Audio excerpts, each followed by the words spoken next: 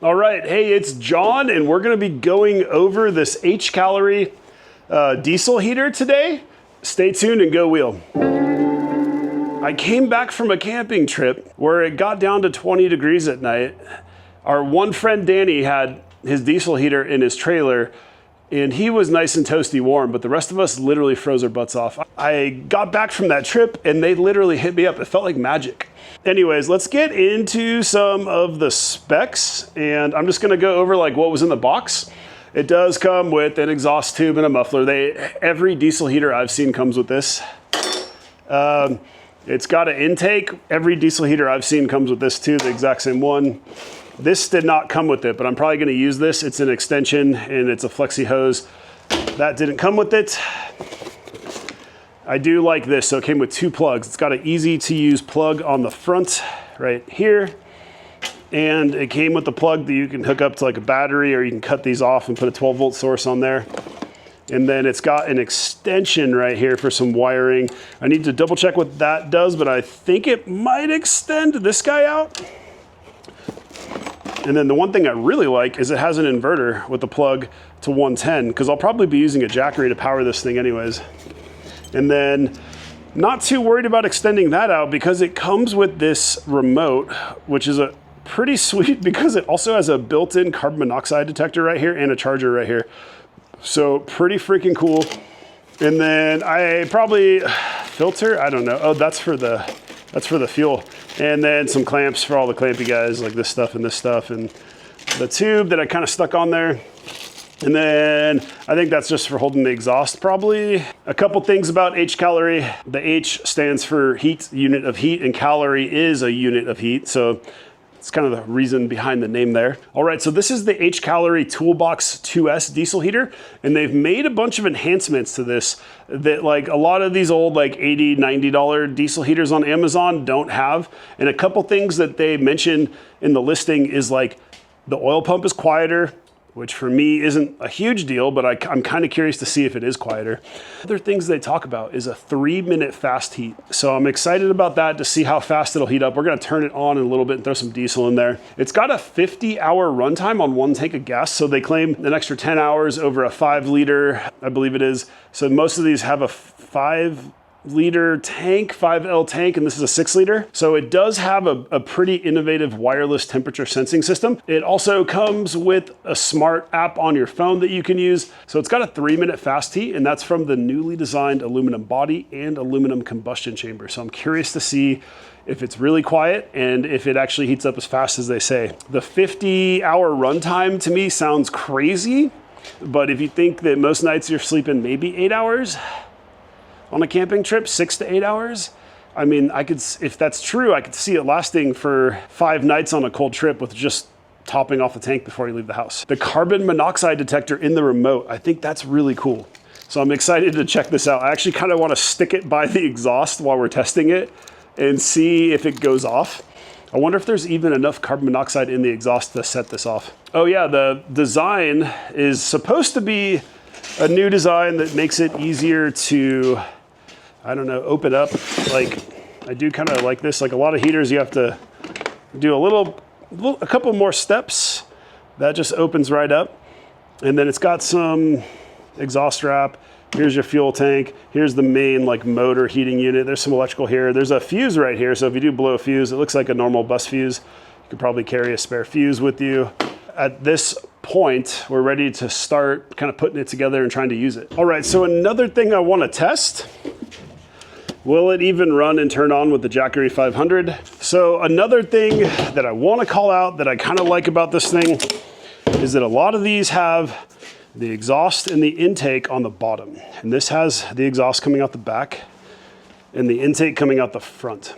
So already, if you've seen, like I have probably a lot of videos on a lot of different diesel heaters, you're gonna have to put this thing on jacks or like, you know, put some 2x4s or something under it and then make a hard 90 bend in the exhaust and the intake, which I don't like. And I sometimes wonder if that causes overheating issues. Like I had some overheating with mine. So I think it's gonna make the install much easier and the operation better. Here's the filter screen for the diesel. And literally you just hose clamp it. Let's flip her around. kind of wish they gave you a little more room right here to get the hose clamp on. Like, fit on there. One warning too is like, don't run it on a plastic table. The exhaust gets extremely hot. Keep kids and dogs away from the exhaust, or keep yourself away from the exhaust, because it does get really hot. So I love that the exhaust isn't on the bottom, and same thing with the intake, but the exhaust is facing the same direction as the tube. I feel like you're gonna have to put like a bend in the exhaust or something, like the Flexi guy or this guy. It might like sag down and hit the exhaust. Let's see if this kicks off. I want to see if it'll run off the 500.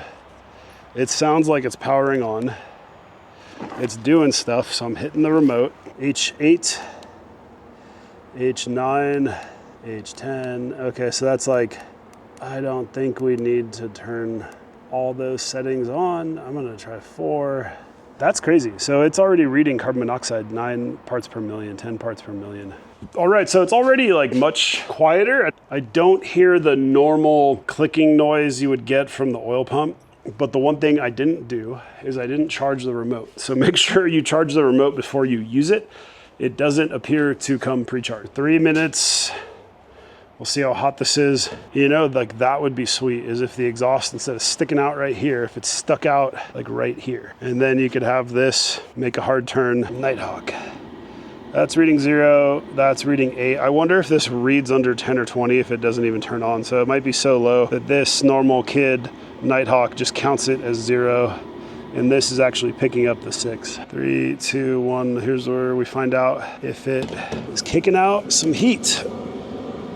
It's kicking out some heat. 60 degrees out, so it's pretty warm out right now. It's kicking out 100-degree heat right now, and it's been on for 3 minutes, 3.5, 4 minutes, but that heated up pretty quick. Parts per million on the CO is staying at 6. We're on setting 5. I mean, that's pretty quick to get some initial warmth, and it does run on the Hcalory 500 so far on the inverter, so that's kind of good. And the Hcalory is at 98%. 68 watts. This will run for 50 hours, but will the Hcalory run for 50 hours? I'm gonna set a 30-minute timer and just see where the heat's at in 30 minutes, see where the Hcalory's at in 30 minutes. So I just downloaded the Hcalory app, and you can literally change like the setting. You can go to settings here, and there's like a timer setting, and you can do like a start and end time. So you could have this thing kick on in the morning, which is pretty cool, because I might actually try that and have it set. CO warning, I did a unit switch to feet for height, for its elevation, and then temperatures in Fahrenheit. And then there's altitude compensation, which is kind of cool. So I'm gonna try that when I'm camping, since we'll probably be at 6,000 feet. And then yeah, you can change the settings here. It gives you the parts per million in CO, ambient temp, 63 degrees. Aluminum body temp is 320 degrees. There's auto start stop, dude. I like that it's pretty simple. Like I don't want a lot in the app. It'd be kind of neat if they put the timer setting, like when you're scrolling down, just have the timer right here, instead of having to go to settings here and set the timer setting here. And same thing for the units, but that's not a big deal. 9 parts per million on CO, so I guess that's acceptable because my other CO reader doesn't pick it up at all. So yeah, the app, I was kind of dreading it to like download it and have to log in and do a bunch of weird login stuff, but it instantly connected to it. Once it found it instantly, and you can set the different temps from the app, which is pretty cool, or set a timer or change the units. And then you can set altitude compensation in the app, which might be nice if you're at 10,000 feet or 5,000 feet. I'm gonna try that. Guessing it does something to account for less oxygen at that point. Pretty cool. I don't know if it comes up, but we're using about 23 watts on the Hcalory, and we're still at 98%. So far, so good. It seems like the easiest way to use it is to literally just turn on the remote, use the remote, charge the remote, click it on, and then just click the plus or minus button. Thing that seems sketchy to me is that you have the exhaust right under the main line. If that falls down on that, I don't know if it'll melt or catch on fire.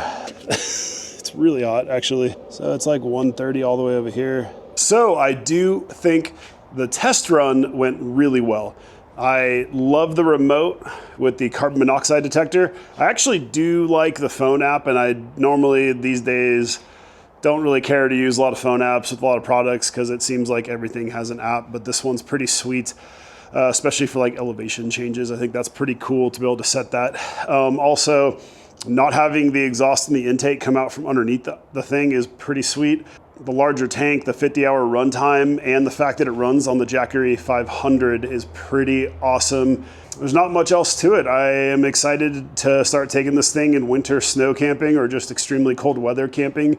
Probably use it to heat the shop. I'll probably do some backyard camping this winter and do some more testing with it and see how I like it and do some more, play with the settings in the tent and see how it does in a real world situation. So thanks for following along with this review. Also, thanks for following along this week. I want to say thank you to Hcalory for sending this over for free. I do really appreciate that because I really needed one of these and I'm excited to use it. So there's going to be a link in the description below with a GoWheel15 discount code. So you can get 15% off, which is actually a decent amount. When I looked at this last, I know Amazon prices change all the time. I think it was like 230 bucks. So 15% off is going to be over $30 off. It'll be closer to 200 bucks.